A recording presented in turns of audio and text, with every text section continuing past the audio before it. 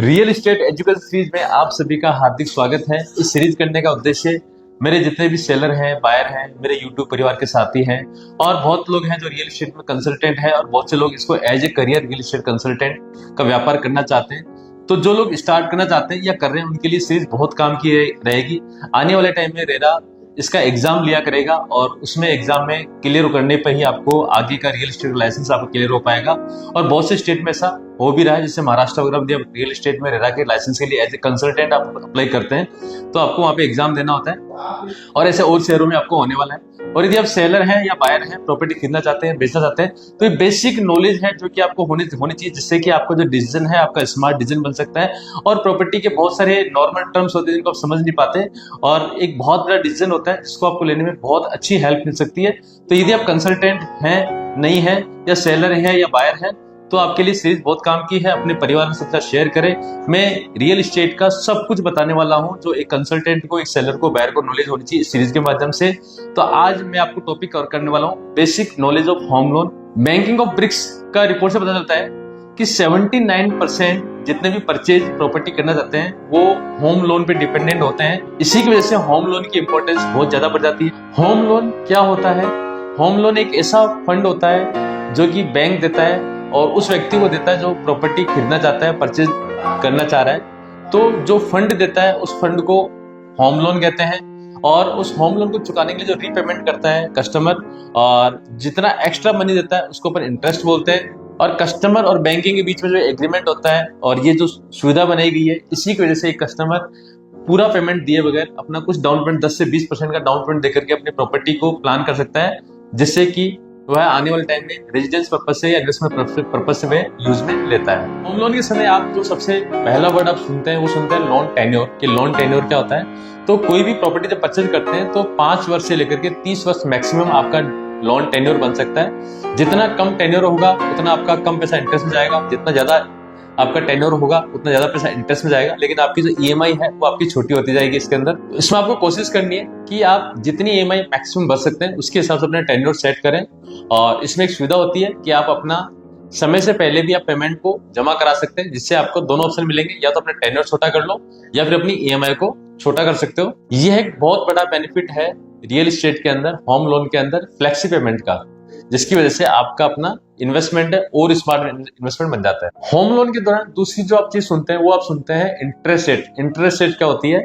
जब भी कोई प्रॉपर्टी परचेज करते हैं तो दो तरह की इंटरेस्ट होती है, फ्लोटिंग और आपका फिक्स्ड। तो फिक्स जो रेट ऑफ इंटरेस्ट होता है वो आपका फिक्स रहता है, कंसिस्टेंट रहता है। एक बार आपका रेट ऑफ इंटरेस्ट जो डिसाइड हो गया, 9, 10, 11, 12 जो भी डिसाइड आपका हुआ है, वो मार्केट अप एंड डाउन या बैंक कितना भी रेट ऑफ इंटरेस्ट कम करे ज्यादा करे, इससे कोई फर्क नहीं पड़ेगा। आपका जो रेट ऑफ इंटरेस्ट है वो आपका कंसिस्टेंट रहेगा। लेकिन यदि आपने चूज किया है फ्लोटिंग रेट ऑफ इंटरेस्ट तो आपका जो रेट ऑफ इंटरेस्ट है वो डिपेंड करता है मार्केट पे। तो normally floating rate of interest से आपको चॉइस करना चाहिए, क्योंकि मार्केट में धीरे धीरे रेट ऑफ इंटरेस्ट काफी समय से जो पहले थी उससे काफी कम होती जा रही है और मार्केट डिपेंड रहता है। कभी गवर्नमेंट छूट देती है, बेनिफिट देती है, तो आपको उसका बेनिफिट मिलता है। यदि आपने फिक्स वाला लिया तो आपका कंसिस्टेंसी रहेगा। तो इसके अंदर आप floating he rate of interest पे प्रेफरेंस दें, बाकी आप डिपेंड करें, कंसल्ट करें आपकी एक्चुअल आपकी रिक्वायरमेंट क्या, उसके हिसाब से आपके बैंक परचेज के दौरान एक वर्ड आप जरूर सुनते हैं, डाउन पेमेंट। या पूछते भी हैं कि मुझे डाउन पेमेंट कितना देना है, या आपसे आपका कंसल्टेंट या बैंक वाला बंदा पूछता है सर डाउन पेमेंट कितना देंगे। तो डाउन पेमेंट क्या होता है कि आपने जो प्रॉपर्टी परचेज की है उसका 10 से 20% अमाउंट आप पे और बाकी के जो 70 to 80% पैसा है वो आपका बैंक से मिलता है। तो जो पैसा आप दे रहे हैं आपकी तरफ से उस प्रॉपर्टी के अंदर, उस अमाउंट को बोलते हैं डाउन पेमेंट, जो कि बैंक फाइनेंस के अंदर नॉर्मली 70 to 80%, कुछ केस के अंदर 90% जाता है और कुछ और स्पेशल कंडीशंस होती है तो इससे भी ज्यादा बढ़ सकता है। तो जो पेमेंट आपने दिया है वो आपका डाउन पेमेंट है, जो कि मिनिमम 10 से 20% पे आपका होना चाहिए। या फिर वैल्यू, ये भी एक वर्ड आप यूज करते हैं जिसे शॉर्टकट में एलटीवी बोलते हैं, यानी बैंक उस आपके प्रॉपर्टी की क्या वैल्यू निकाल के और उस पर कितना परसेंट फाइनेंस कर रहा है, 80 to 90%, तो जो वैल्यू निकालता है उसको बोलते हैं एलटीवी लोन। भी आपके मन में एक सवाल आ रहा होगा कि मैं कैसे पता लगाऊं कि मेरा लोन कितना। एग्जांपल के थ्रू हम लोग समझते हैं कि सपोज करो मेरी जो सैलरी है वो 50,000 है और मेरा एक लोन पहले से चल रहा है जिसकी मैं 5,000 में ऑलरेडी एक ईएमआई भर रहा हूँ, और अभी मैं कोई प्रॉपर्टी प्लान करता हूँ तो कितना पैसा डाउन पेमेंट मेरे पास है और कितना पैसा में लोन मेरे को मिल सकता है, इसकी यदि कैलकुलेशन सिंपल तरीके से आप इस तरह समझ सकते हैं कि आपकी इनकम का लगभग 50% बैंक आपका मानता है कि ये आपकी बेसिक रिक्वायरमेंट है, घर चलाने के लिए आपको इतना पैसा चाहिए। तो 50% पैसा जो आपको बचा हुआ है उस पर आपकी ईएमआई बन सकती है। 50,000 में से 25,000 रुपए आपका 50% निकल गया, बचे हुए 25,000 की आपकी ईएमआई बन सकती है।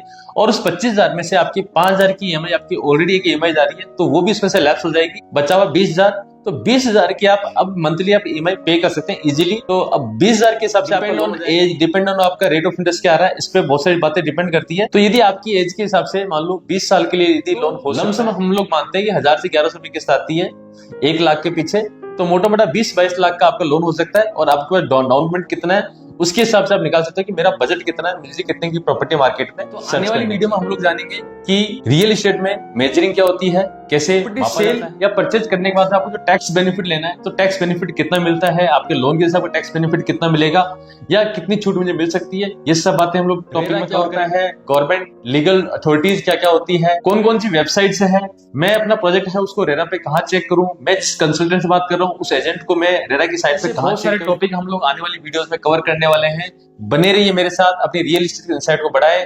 150 दिन में 150 वीडियो आपको लगातार मिलती रहेगी, नए प्रोजेक्ट की जानकारी आपको लगातार मिलती रहेगी। और इस तरह की सीरीज में जो मैंने स्टार्ट किया है कैसी लगी, इस पे भी आप अपने कमेंट्स के माध्यम से बताएं। क्या आपके लिए नॉलेज बहुत फ्रूटफुल रही या ठीक ठाक रही, इस पे भी आप मुझे गुड बेटर बेस्ट दे के कमेंट दे सकते हैं। बने रहिए, यदि परिवार के हिस्सा नहीं बने जरूर से बने, सब्सक्राइब करें, लाइक करें, शेयर करें और अपने परिवार में सब लोगों के साथ शेयर करें। मिलते हैं दोबारा नई वीडियो नई एजुकेशन सीरीज के साथ, तब तक के लिए बहुत बहुत धन्यवाद।